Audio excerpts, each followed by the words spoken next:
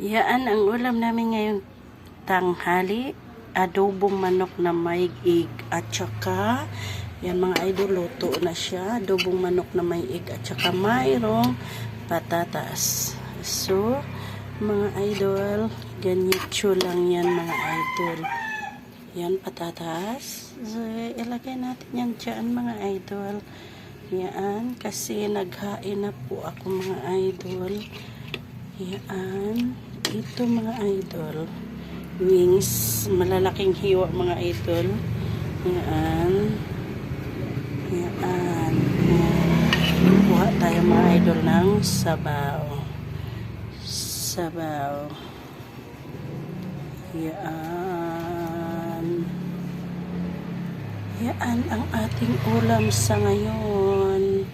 Tanghali, adobo na may patatas at saka nagmamantika ang ating adobo mga idol. Ayan.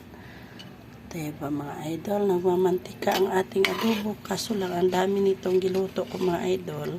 So hindi ito namin mauubos.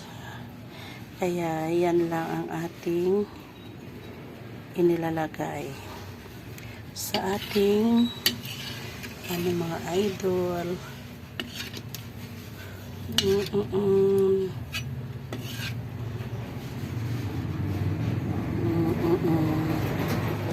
Yun lang atin inilalagay sa ating adobo. Yan. Ang ating adobo nagmamantika. So, yan ang ating ulam sa ngayon mga idol. Adobo manok na may patatas at itlog. Yan ang itlog mga idol. Yan ang ating adobo na ating ulam. Yan mga idol. Yan. Tapos mayroon kami dito mga idol tinakpan na piniritong pinaksiw at saka tuyo.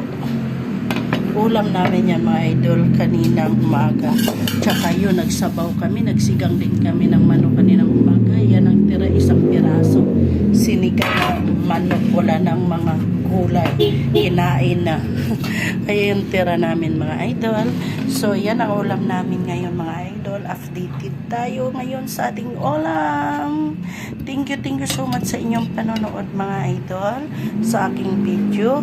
At paki-like naman idol. Thank you so much. Nanghingi ako sa inyo ng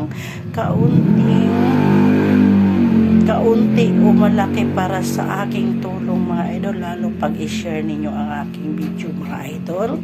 So, maraming salamat sa lahat na nanonood sa aking video sa inyo mga idol. God bless sa lahat. Bye-bye!